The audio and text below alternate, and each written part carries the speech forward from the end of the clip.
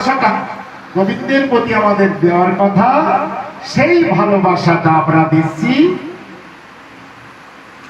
বিষয় আশয় স্ত্রী পুত্র পরিজনের প্রতি।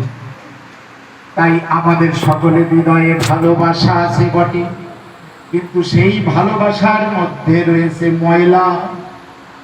এই ময়লাযুক্ত ভালোবাসা দিয়ে আমরা গোবিন্দকে লাভ করতে পারছি না।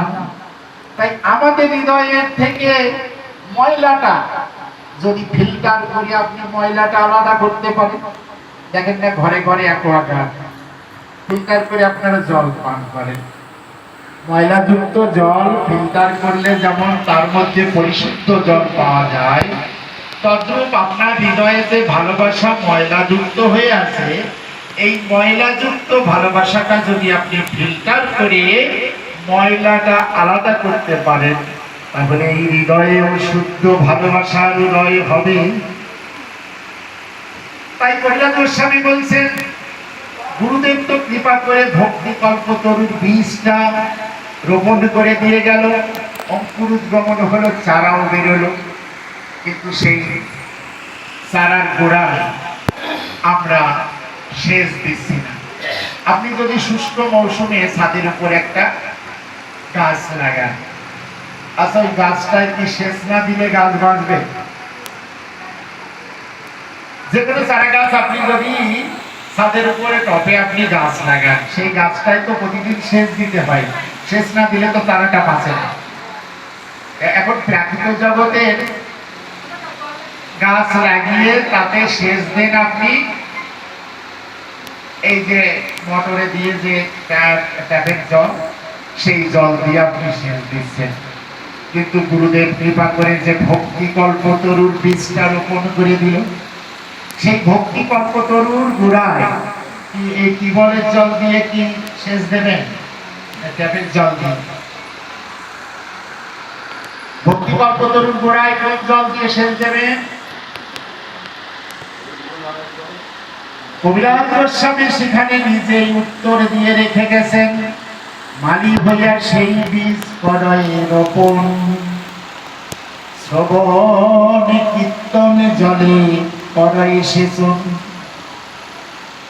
শ্রবণ কীর্তন স্মরণ বন্দন পূজন পরিচর্যা দাস্য সত্য আত্মনিবেদন, এই নববিধা ভক্তিরূপ জল দিয়ে আপনাকে ওই ভক্তি কল্পতরুর গোড়ায় সেচ দিতে হবে। তখন ওই শ্রবণ কীর্তন রূপ জল, সেই ভগবানের কথা প্রতিনিয়ত শুনতে হবে, কীর্তন করতে হবে। শ্রবণ কীর্তন স্মরণ বন্দন পূজন পরিচর্যা দাস্য সত্য আত্মনিবেদন, এই নববিধা ভক্তি জল দিয়ে যদি আপনি ভক্তি কল্পতরুর গোড়ায় সেচ দেন, তাহলে কি হবে? উপজিয়া পারে লতা ব্রহ্মাণ্ড ভেদি যায়। সেই লতাটাই একদিন ব্রহ্মাণ্ড ভেদ করে কোথায় যাবে? বিরজা ব্রহ্মলোক ভেদি পরব্রহ্ম পায়, তবে যায় তদুপরি গোলক বৃন্দাবন, কৃষ্ণ চরণ কল্প বৃক্ষে করে আরোহণ। সেই লতাটাই একদিন নিত্য গোলক বৃন্দাবনে গোবিন্দের চরণে পৌঁছে যাবে। কিন্তু ওখানে কবিরাজ গোস্বামী বলেছেন যে যদি লতার গায়ে ওঠে উপশাখা, যদি উপশাখা ওঠে, দেখেন আপনার গাছটা আপনি লাগালেন, একটা লতা গাছ, লাউ গাছ, সিম গাছ আপনি লাগালেন, কিন্তু তার গোড়ায় যদি আগাছা জন্মায়, আগাছা জন্মালে কি হয়? স্তব্ধ হয়ে মূল শাখা বাড়িতে না পায়। যদি একটা কাণ্ডে পরগাছা মানে উপশাখা জন্মায়, তখন দেখবেন স্তব্ধ হয়ে মূল শাখা আর বাড়ে না, তখন পরগাছারই জোর হয়ে গেল। যে ডালে পরগাছা হয় দেখবেন সে পরগাছারই জোর হয়ে যায়, স্তব্ধ হয়ে যায়, মূল শাখা সে আর বাড়তে পারে না। তাই কবিরাজ গোস্বামী বলছেন, প্রথমেই উপশাখা করিয়ে ছেদন, তবে মূল শাখা বাড়ি যায় বৃন্দাবন। এই জন্যই ভক্তি মহারানীর গায়ে ময়লা আছে, এই ময়লা আমাদের বুঝতে হবে। আমাদের সকলের হৃদয়ে ভালোবাসা আছে, কিন্তু সেই ভালোবাসাটা ময়লা যুক্ত। আমি আলোচনার শুরুতেই বলেছিলাম যে বাসাটা যদি ময়লা থাকে, সেই ময়লা যুক্ত বাসায় গোবিন্দ শিবেন না। তাই আমাদের সকলের হৃদয়ে ভালোবাসা আছে, কিন্তু সেই ভালোবাসার মধ্যে ময়লা যুক্ত হয়ে আছে। ওই ময়লাটা কি করতে হবে বুঝতে হবে। আগে ময়লাগুলো যে ভক্তি মহারানীর গায়ে ময়লা থাকে, ময়লাটা বুঝতে হবে যে ময়লাগুলো কি। ওখানে কবিরাজ গোস্বামী নিজে বর্ণনা করে রেখে গেছেন, নিষিদ্ধাচার কুটিনাটি জীব হিংসন, লাভ পূজা প্রতিষ্ঠা যত উপশাখাগণ। নিষিদ্ধাচার, শাস্ত্রে যে সমস্ত আচার অনুষ্ঠান নিষিদ্ধ আছে আপনাকে পালন করতে হবে। কুটিনাটি জীব হিংসা, জীব হিংসা আপনাকে বর্জন করতে হবে। জীব হিংসা বর্জন করতে হলে সকলকে প্রসাদ ভোজি হওয়া দরকার। যদি আমরা তাজা মাগুর মাছ নিয়ে এসে বানাই খাই, পোলট্রি মুরগি ছাগল কুকুরও যদি আমরা কেটে খাই, তাহলে কি জীব হিংসা হয় না? এজন্য বলছেন জীব হিংসা বর্জন করতে হবে। শুধু মানুষ নয়, প্রত্যেকটা জীবের প্রতি ভালোবাসা। জীবেদয় নামে ঋষি বৈষ্ণব সেবনই হবে ধর্মার নাহি সনাতন। পরবর্তীকালে বিবেকানন্দ, স্বামী বিবেকানন্দ তো বলে গেছেন যে বহুরূপে সম্মুখে তোমার জীবে প্রেম করে যে তাহলে প্রত্যেকটা জীবকে ভালোবাসতে বলেছেন মহাপ্রভু। তাহলে আপনি যদি একটা জীবকে আপনি কেটে খান, তাহলে ওটা জীবে দয়া হয় না।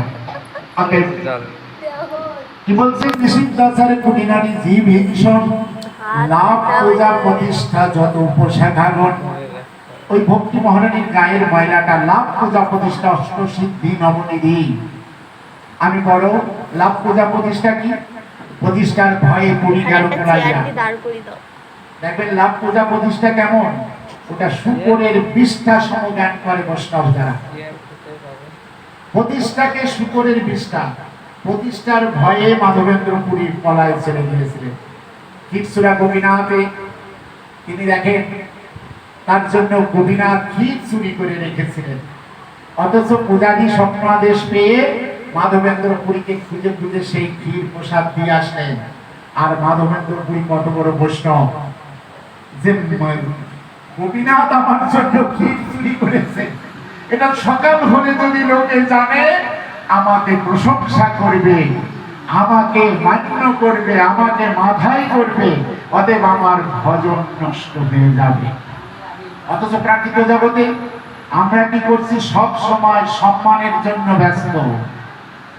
আমাদের একজন সম্মান করলো কিনা তাই দেখে আমরা ব্যস্ত, আমাদের একজন মান্য করলো কিনা, আমাদের সম্মান জানালো কিনা।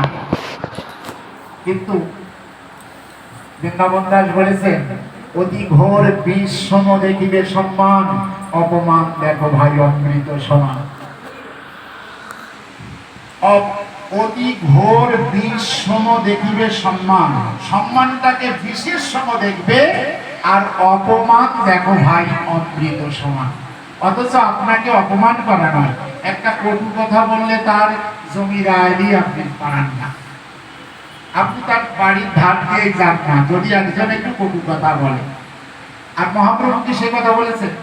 মহাপ্রভুর শিক্ষা শ্লোকের দ্বিতীয় শ্লোকে ঋণাদ মিশনিছেন তরুণী বা সহিষ্ণানা অমানিনে মান দেন তরীয় সদা।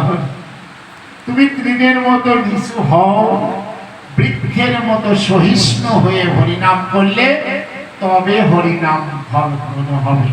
অথচ আমরা শুধু লাভ পূজা প্রতিষ্ঠা কি, আমি বড় কীর্তনিয়া, আমি বড় ভাগবত পাঠক, আমি বড় সাধু, আমার মতো জানা লোক এই বারাসাত শহরে আর নাই।